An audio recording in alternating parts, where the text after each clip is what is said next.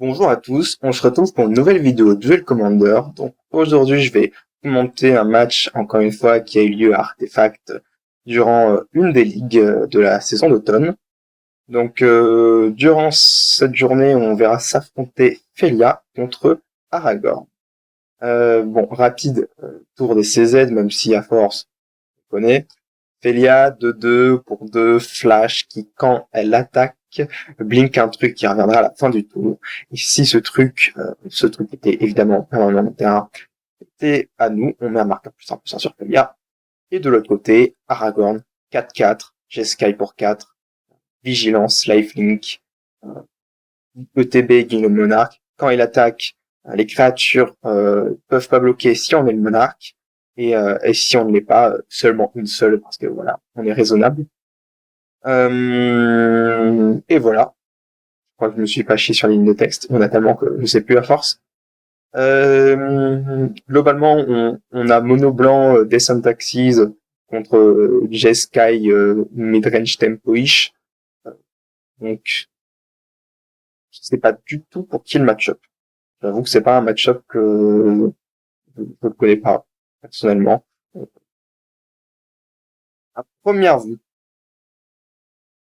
à première vue, Felia, c'est quand même un deck avec beaucoup de spot removal pour faire en sorte que Felia puisse simplement passer le board.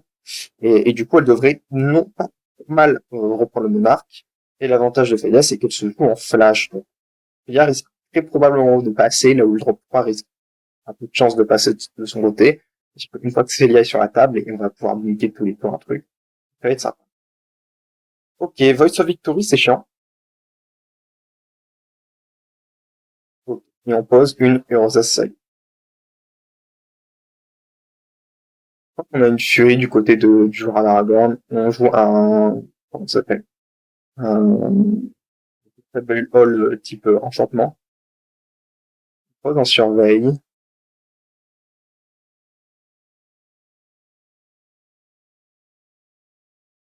On met un marqueur sur la saga, qui est à 2, pas 1.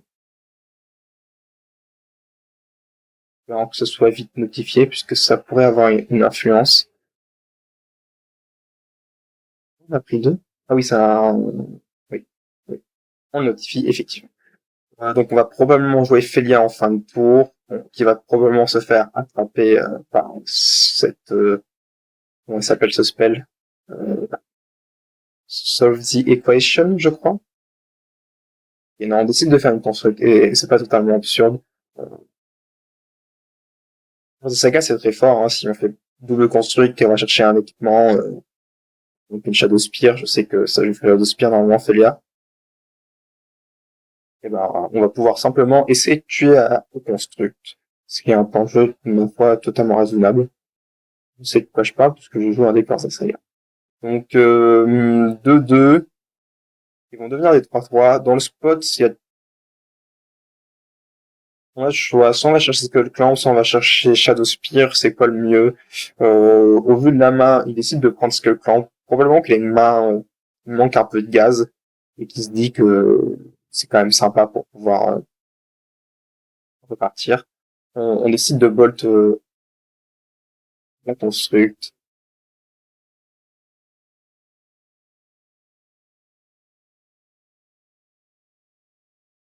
Mais là, on est dans un spot plutôt sympa. On va pouvoir jouer Aragorn avec Spell Snare Up. Pipin qui protège Aragorn. On est plutôt très très frais. On peut bloquer directement avec cette construct. Cette attaque, elle était plutôt pas mal. Là, en fait, on s'évite que l'adversaire fasse, ok, en fait, on se prémunit je pense, ouais, ok.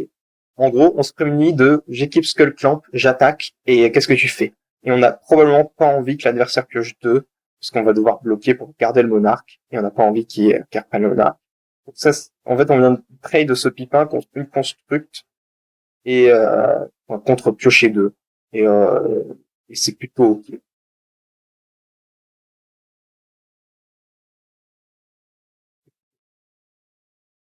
Ouais, je pense que c'était pas mal. Et là, on se trouve dans le sweet spot d'Aragorn, où on a anti-bet contre en main, et en fait, et l'adversaire a à bord de vide, et il peut un peu plus rien nous arriver.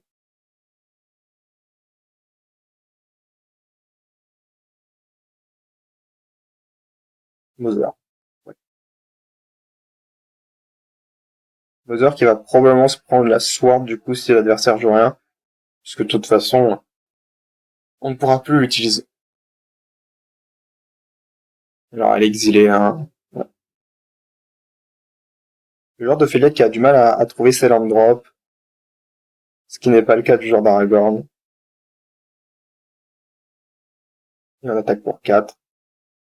Ah, mais quelle gestuelle. C'est magnifique. Tant de grâce dans ce petit avancement du Aragorn. Coller 4 de patates. On a Qatar Commando. C'est Qatar Commando, on va du côté de Pélia? Ça ressemble. Si c'est Qatar Commando, on va peut-être pouvoir essayer de faire Qatar Commando into anti-bet Aragorn pour essayer de reprendre la monarchie. C'est bien que ça va pas passer puisque la main est solide en face. Mais c'est un début de plan. Et je crois que et on a mis Philia au cimetière, donc on indique très clairement qu'on a Trevor Famalwar en main. Je crois qu'on a aussi Armageddon ou Cataclysme peut-être. Peut-être un commando, pour contrer, ouais. En fait, n'importe quelle bête qui passe, si l'adversaire ensuite a plein d'anti-bêtes, on aura beau avoir beaucoup de contre, si on a un qui passe, il reprend la monarchie et ensuite si on douce full tap pour jouer à Aragorn et qu'il a un anti-bête, alors c'est peu probable, hein. Mais disons que juste le contrer, ça coûte pas grand-chose et ça nous évite de mauvaises surprises. Et tant qu'on fait rien, il y a peu de chances qu'on puisse perdre cette partie. 4 tous les tours, on gagne 4 points de vie et on pioche une carte en plus. Donc on est juste à attendre. Et on finira bien par gagner un de ces 4.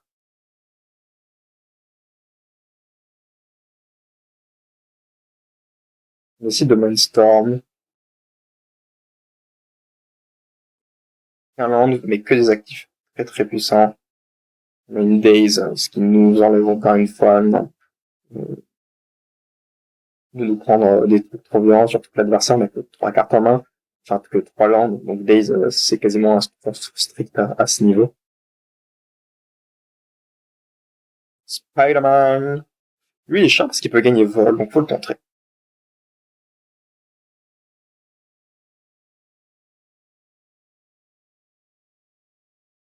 On paye un de plus. On décide de pas payer un de plus. Je me demande s'il fallait vraiment, je crois qu'il fallait juste payer un de plus. Parce que là, à 4 mana, il n'y a pas grand chose qui nous fait peur si on a 2 mana et Daze.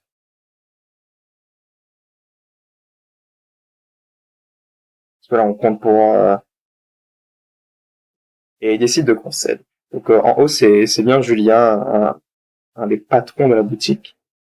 Ça fait plaisir de le voir sous cam. On l'avait vu déjà dans une précédente vidéo et il a compté Elia, justement. Mais c'était pas, je crois que c'était pas non, la même personne. Du coup, il prend sa revanche sur le pack. 1-0. Donc là, démonstration de force de Aragorn qui a juste posé Aragorn et fait à toi pendant cette tour. Ce qui a fait gagner. Évidemment, un peu. Du côté de Shelia, on a eu un peu de mal. La sortie constructe était pas assez puissante pour suffire. Donc, on a loupé un peu de l'endroit, donc ça a été un peu problématique. Finalement, cette voice qui nous a bien retardé, on a dû la tuer, ce qui nous a empêché de faire Félia à notre tour. Enfin, Félia, parce que sinon, on faisait Félia à notre tour, mais du coup, est-ce qu'on anti actuel et ça, on n'a pas envie.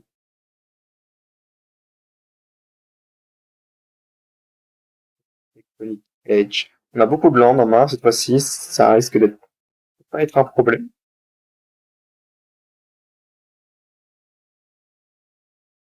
Et d'ailleurs, je viens de réaliser qu'on n'a pas fait Félia sur le tour 2.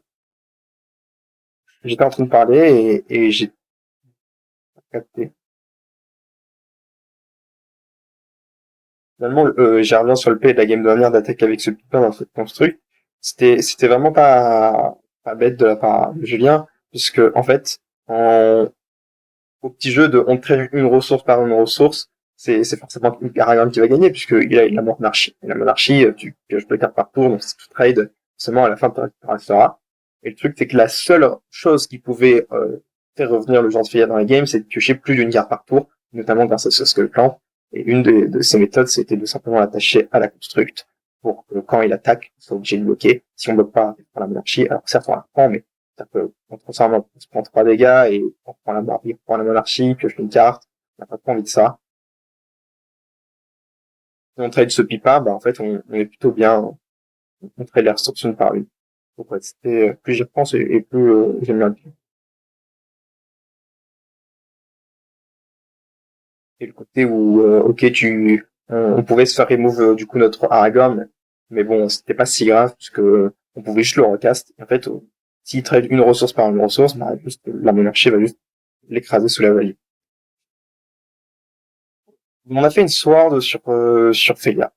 À notre tour. Là, on a 4 mana, on pourrait rejouer Félia. Je pense que c'est, ou alors, on mieux.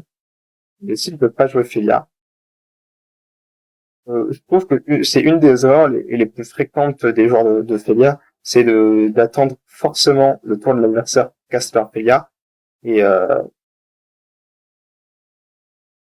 ils décident de pas casser Félia.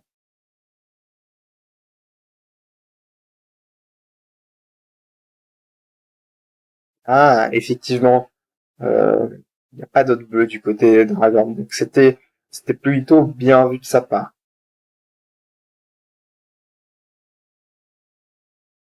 Et du coup, je pense que je l'aurais fait avant. Enfin, il a peut-être fait à l'entretien.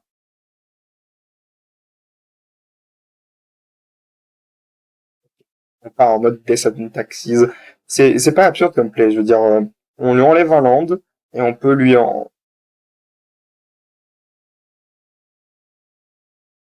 ça ne va. On est, faire piocher un bleu. Mais le problème, c'est que là, il va juste, le genre de Félia va juste nous engager tous nos manas, enfin, tous nos bleus à chaque tour. Donc, on pioche 2 terrains bleus, donc c'est compliqué. En fait, tant on peut engager un mana bleu tous les tours avec ce Port Shadan, et ben, c'est comme si on avait un Mistral Village, mais pour tout le spell de notre tour, tant qu'on le faisait au tour dernier. C'est un peu, si, mais c'est un peu ça que ça veut dire. Et qu'on dit Nayam. On a pris prévoir. Je pense que ça nous évite de prendre Aragorn. Tout dépend à la structure de sa main. Si il a un anti-bet en main, le joueur de Celia, il fallait probablement, euh, pas le faire pour, s'il pioche un bleu, pouvoir l'engager et, dire que nos spells sont incontrables. Et dans le cas où il a pas d'anti-bet, il peut se prendre Aragorn sur au tour 4, c'était dramatique. Alors, oui, effectivement, là, c'était le bon P de.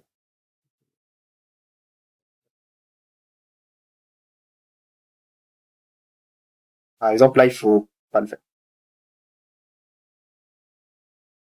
Un fetch. C'est un peu chiant. Parce que du coup, on peut pas se dire, je vais l'engager fin de tour.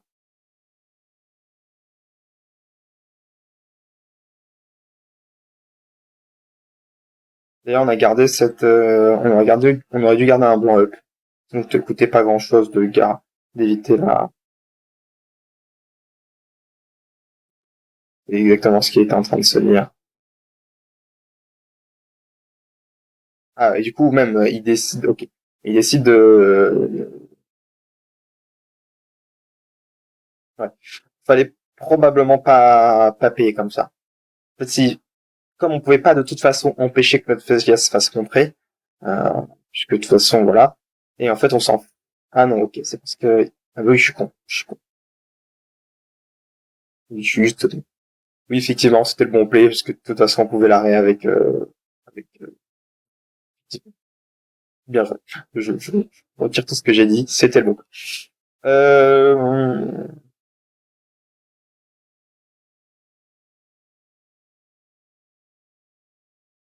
Esper Sentinelle. C'est pas mal, Esper Sentinelle. Euh, On va Blinkstone Forge. Faire un peu de value, probablement aller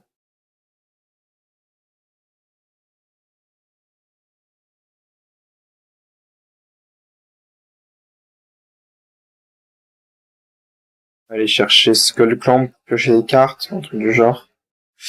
Du coup, moi, je me pose la question, est-ce que le bon play, au lieu de... L'avantage, c'est que si tu es Felia, on peut juste à la cast, c'est bien. Il y avait un monde où le bon... Et en plus, on peut jouer Skullclamp en éphémère, ça se discute. Une autre ligne de play possible, c'était simplement de faire 3 mana d'équiper Esper Sentinelle.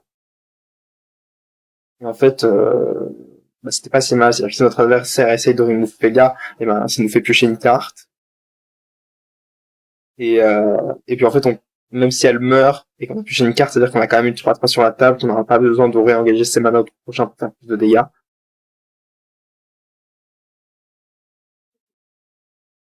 Par contre, j'aurais probablement engagé son bleu à l'entretien pour éviter qu'il fasse Aragon, à moins que j'ai un anti-bet. Si l'anti-bet, effectivement, il est anti-bet. Euh,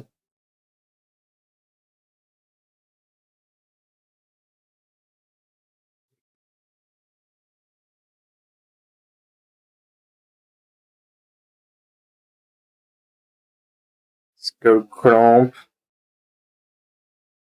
probablement attaquer avec cette Felia et cette Esper Sentinelle.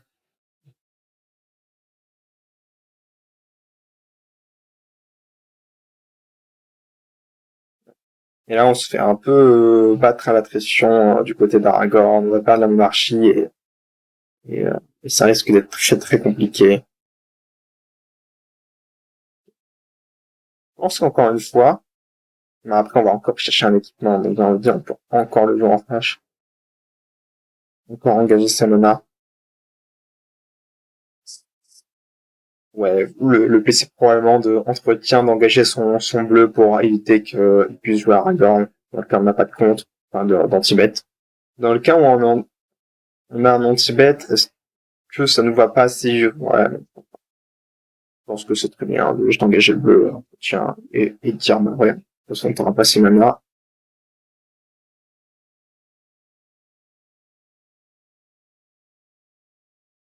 Ok.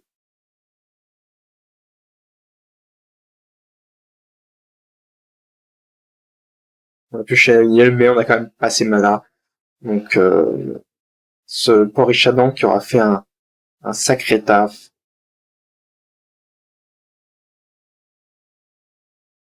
Là, il nous faudrait une Parallax Wave.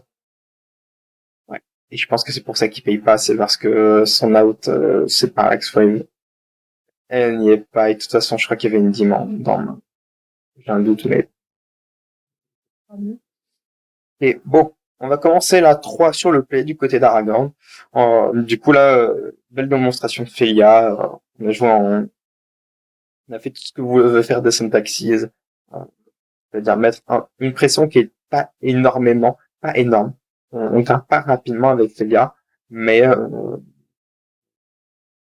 termes de ressources, on va très très bien. On blinde des trucs, on fait beaucoup de value, euh, on enlève les ressources de l'adversaire et en fait on le force un peu à jouer une small game, à lui dire regarde, t'auras pas beaucoup de ressources, pas beaucoup de manières de revenir. Moi je vais pas t'attaquer avec beaucoup de choses. Là, en l'occurrence, il a attaqué avec Felia quasiment toute la game. Et une 1-1 avec Esper Sentinelle. Cette Felia l'a grossi, mais à la base, ça reste une vœu, quoi. Mais juste une bête, Felia, et même pas un peu, hein, on va pas le cacher, mais juste on a empêché l'adversaire de jouer avec toutes ses ressources et ça suffit. Donc, belle démonstration publique. Ok, game suivant. Je vais un peu trop long. Le plan de table. Au Rimchamp, c'est... Au Rimchamp.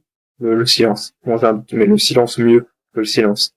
C'est très métagame, ça. À part pour battre Storm, la carte est quand même pas très très bien. On joue le nouveau Spider-Man. Il y en a 17, mais celui-là, c'est celui qui a flash. Et en réponse, on vous fait lien.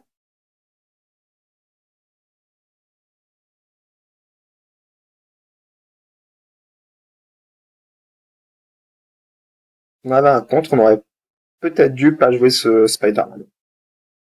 De d'Aragorn. Ça ne veut pas, on n'a pas trop le choix. On a Ulbricher, je prends en main, on a Malcolm. C'est curieux. Il l'avait pas en main, Malcolm, déjà? Parce que s'il avait Malcolm, il aurait probablement dû le jouer avant. Parce que Malcolm, ça croise dans le pack, c'est mieux que ce Spider-Man. Il nous a coûté un mana pour lui donner le vol.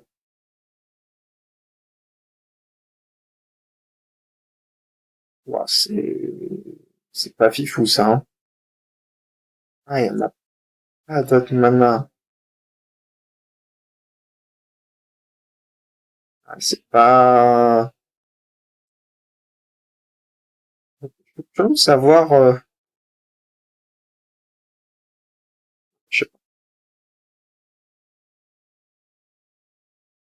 Ok, bon, le fait que le joueur de Descent Taxi soit en death, c'est quand même une sacrée bonne nouvelle. Vaut mieux attendre un tour pour Aragorn, comme ça on pourra le protéger avec ce Spider-Man, et on fait la course. 5 en vol.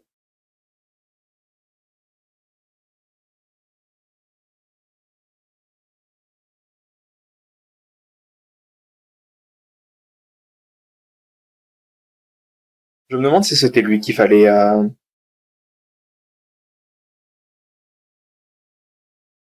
crois que c'était l'autre. Ah non, parce qu'on peut le sacrifier, je suis bête. Non, c'était loin. C'était le Révérend Mantra, Cantique selon... Enfin, Orim, chant, je crois. On est un peu dans la sauce là, parce que le joueur d'Aragorn fait plus vite la course que nous, on est un peu obligé de respecter son Aragorn. Et un classique des joueurs de mono blanc qui, quand ils sont en death, piochent leur troisième land, mais il est incolore. Bon, c'est pas... On aurait pu flash le Breacher pour bloquer Felgheim. Par contre, c'est un le Breacher, mais j'ai un doute. C'est surprenant. Non, je suis con, il y a Giver. Non, non, c'était une bonne décision.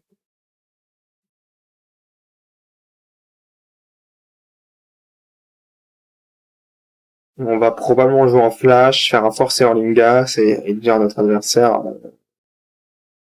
euh, ouah, c'est tricky comme move ça, hein.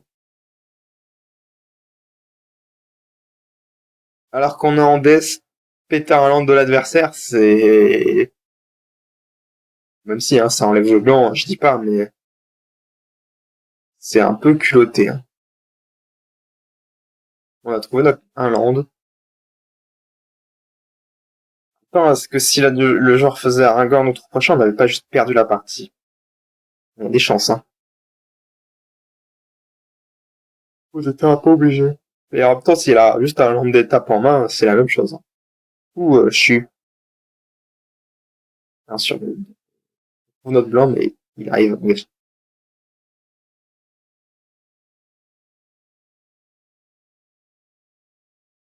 Mais on se prend quand même la giga sauce, hein. Ouais. On décide de, on aurait pu bloquer, donner protection contre le bleu à ce bodyguard, et si l'adversaire a un anti-bête pour Félia, on peut toujours le protéger avec bodyguard, qui restait ok, ce qui nous évitait de prendre 3. Ça se tentait. S'il a un anti-bête, tant pis, au moins il passe. Et si on l'a pas, bon, au moins on va économiser 3 PV, 3 PV, ça peut vite faire la diff, hein, dans sur ce board. Surtout qu'on a une révérente mantra, donc s'il y avait un anti-bête, on pouvait juste révérente mantra pour donner pro protection, quoi.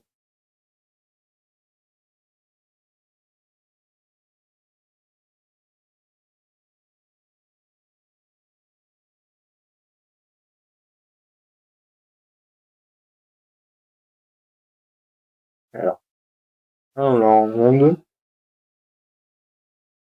Euh,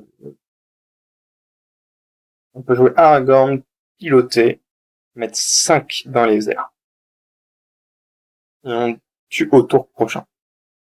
Ça me semble être assez mal. Mais non, on décide de juste attaquer.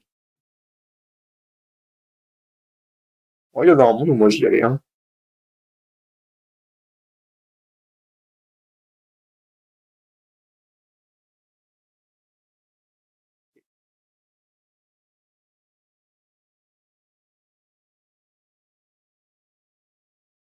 On va dire protection contre le bleu.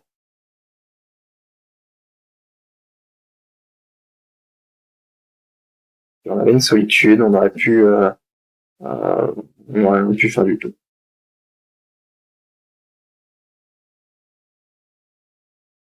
C'est pour ça que je trouvais que mon play avec Aragorn était mieux. Genre, Aragorn, on pilote Ulbrecher et Aragorn, bim, le Malcolm, on attaque pour 5, l'adversaire a 3 points de vie, on a une 3 de fly qui est létale, on a Aragorn qui est pas létal, mais bon, ça Aragorn quoi. On a encore une 3-2 à terre. Bon, je pense que ça me semble vraiment pas absurde comme play là. Comme ça, avec 500 mana, donc on a vraiment pas peur de grand chose.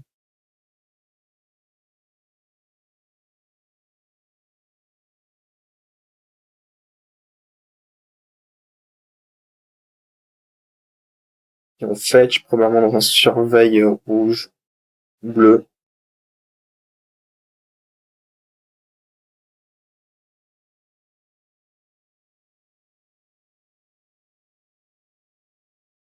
Mhm. Skullclamp en main, mais on a rien envie de Skullclamp.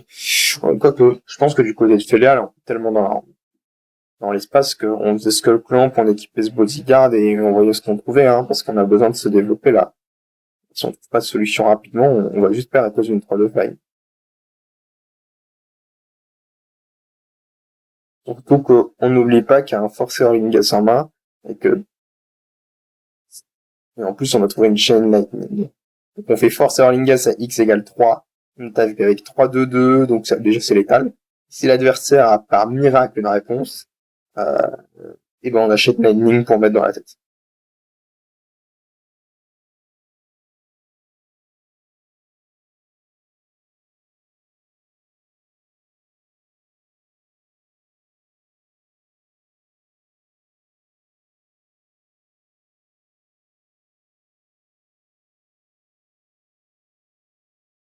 Ok. Ah, l'interrupteur.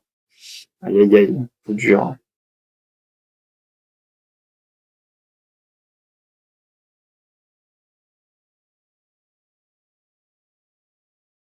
Ça met vraiment dans l'espace, ça, l'interrupteur.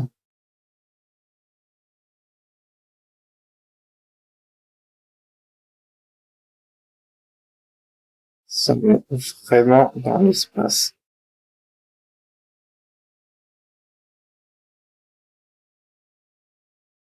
Ouais, je viens de réaliser, il aurait dû probablement juste en fait attaquer avec sa 3-2. Ah, mais s'il attaque avec sa 3-2 d'abord.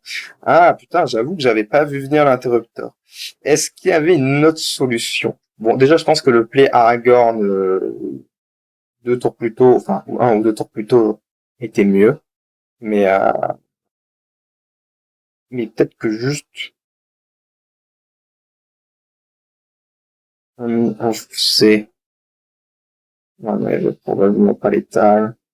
Parce que tu faisais 6, c'est 8. Est-ce qu'il y avait autre chose? Ouais. Non, je crois qu'on perd la partie sur ça, hein.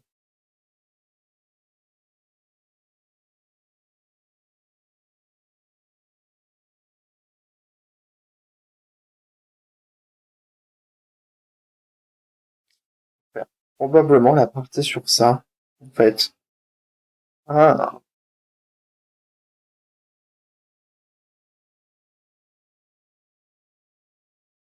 protéger la giver, logique.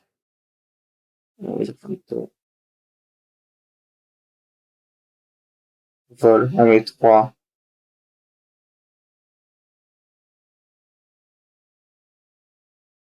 Et du coup, on est mort on board. 5, 17, 8. Ça fait 8. Ça fait pile 8. Ça, c'est vraiment pour les points de style, hein, parce que ça sert à rien.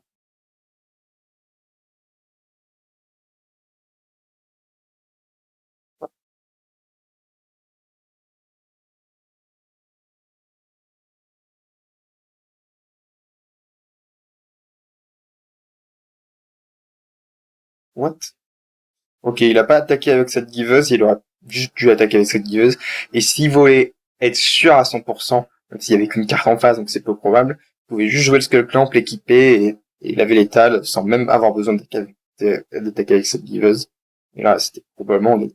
Ok, j'avoue que je m'attendais pas à cet interruptor. Il me semble que j'avais dû voir la game de loin, du coup ça me rappelle un souvenir, mais j'avais zappé, donc je le redécouvre un peu. Ouais, c'est très compliqué de jouer autour de cet interruptor. Je veux dire qu'on se dit, ok, on a forcé Orlingas en main, on a une 3 de fly, on a 3 qui met dans la tête. En vrai, il y a aucun monde où on perd. Et en fait, on fait notre play, et d'un seul coup, il y a une 2 de fly. Notre play, bah, il passe plus. Et juste, on perd la partie, quoi, parce que, voilà. Bon, c'était quand même une très très grosse erreur de pas attaquer avec cette diveuse, parce que il restait quand même ce forcer Orlingas en exil, ce qui veut quand même dire que bah il y avait peut-être l'état le tour d'après juste en payant en payant le forcer Orlingas à est-ce qu'on peut payer les coûts supplémentaires? Oui, hein. J'ai un doute. Si c'est le cas, bah, il y avait peut-être l'état. Ok, bah partie très intéressante. Je pense que là où on a fait une toute petite erreur du côté du joueur d'Aragorn, c'est qu'il aurait probablement fallu slam cet Aragorn un tout petit peu plus tôt. Je pense que si on l'avait slam le tour où, je sais plus le tour où on l'avait dit, mais il y avait un tour où on faisait Aragorn, on pilotait avec Ulbrecher, Aragorn, le Malcolm, on mettait 5 dans les airs, et du coup en fait la partie ça revenait, elle revenait à peu près au même, sauf qu'on aurait dû avoir un Ulbrecher en plus sur le board, que le Ulbrecher il s'est empalé dans le truc qui aurait pas dû, ça n'aurait pas marché, et on aurait dû avoir Aragorn sur le board. Et avec 2 créatures de plus, il y avait un monde où on avait juste les talents. Donc voilà. Je pense que ça, surtout qu'il aurait du coup pas attaqué gratuitement avec cette Felia, parce que bah, il va eu Aragorn, je sais plus comment elle était la Felia. À la fin, elle était que 5-5, donc un ou deux tours plus tôt, elle aurait dû être 3-3 ou 4-4. Donc, argument, on a pu trade. Et, c'est quand même, non, en fait. Si elle était plus petite, voilà. En